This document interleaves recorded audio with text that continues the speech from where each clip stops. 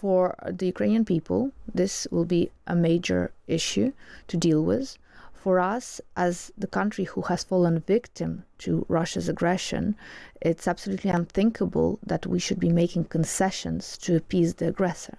Such tactics have never worked in history, and it would be awful to see history repeat itself when we're appeasing the aggressor, buying time for the aggressor to regroup, rearm, and to wage another war, a war which will be all-encompassing, possibly going beyond the borders of Ukraine to our Eastern European neighbours, to our Baltic neighbours, and dragging in the whole of the European continent. This is a very, very expensive solution, this part-time peace and short-term peace.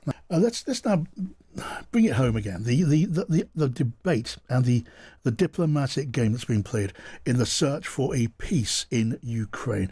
Joined now here in the studio by Lesia Vasylenko, who's a Ukrainian MP. Hello to you, Lesia.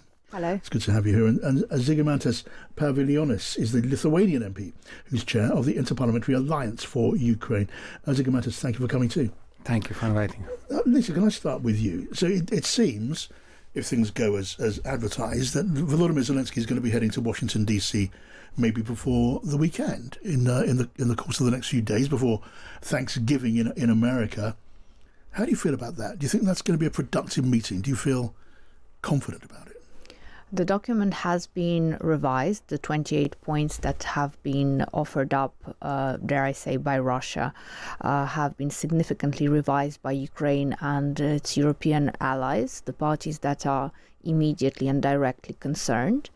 The advisors to the US president have been informed about this. They comment that this is a document which should be acceptable, if not very much pleasing, to the US president.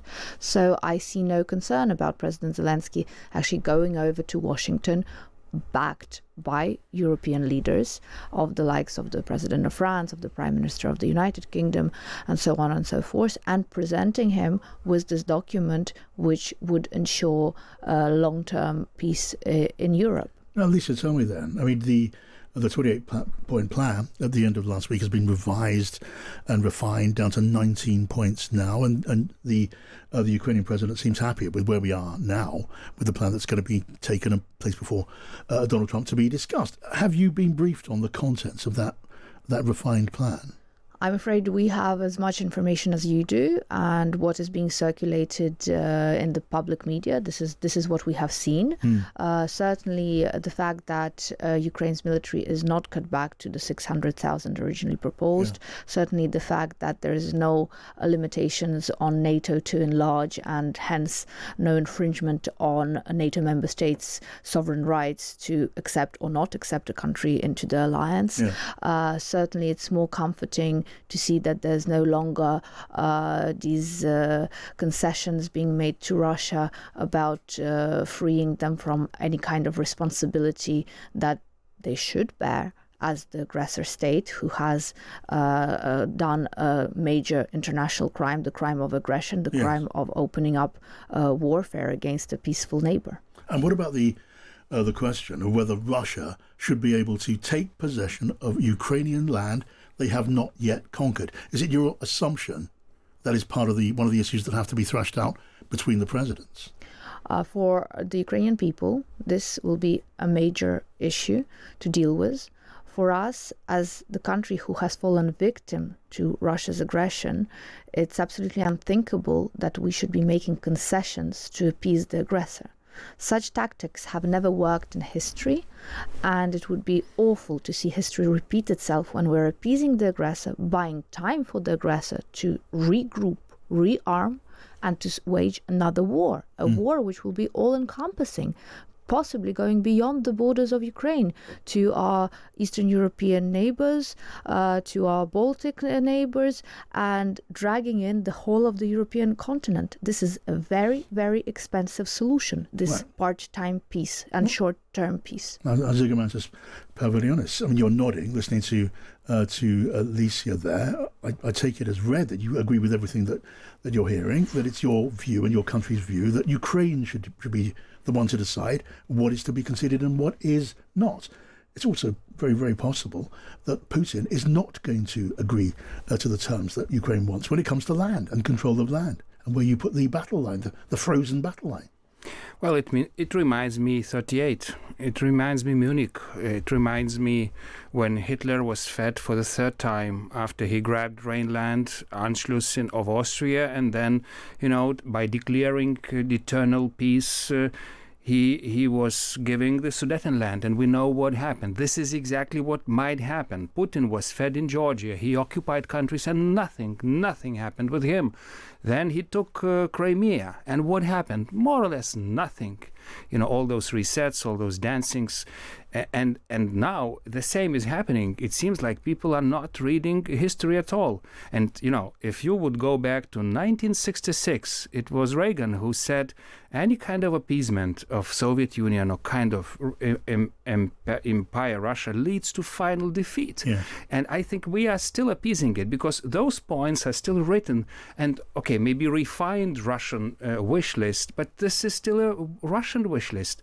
And remember your own history. We will be eternally grateful for British people, for American people who supported our clear path to EU and NATO. We just met Sir Robinson, who was the one in Prague NATO summit to declare that in 2002 that we are becoming NATO member states. And I still remember the historic visit of President Bush, who landed in Lithuania and said, from this time, every enemy of Lithuania is the enemy of the United States. And I remember Reagan's Westminster speech in 83, when he said that, I win, you lose.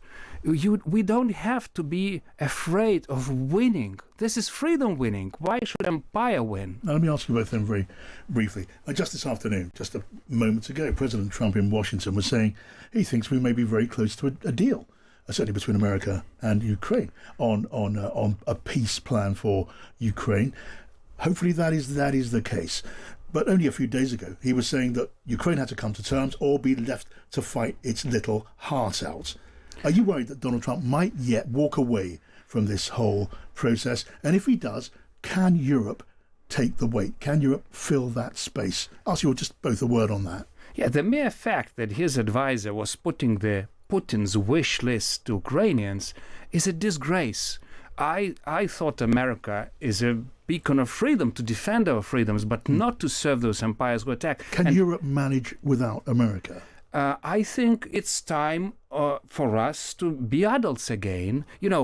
My defense spending is 5.3%. What about British defense spending? You spend 2.4%. Do you know that your army is 10 times less than a Finnish army? They are raising 1 million men. You want a greater commitment. Just a word from you, Lesia, on that. Regardless of what the US does, Europe needs to step up. Europe needs to wake up, and Europe needs to change. Otherwise, Europe is going to die at the hands of Russian expansionism and Russian colonial ambitions. All right, Lesia Vasylenko, Ukrainian MP, and Zygimantas Pavilianos, Lithuanian MP. Thank you so much for joining me in the studio.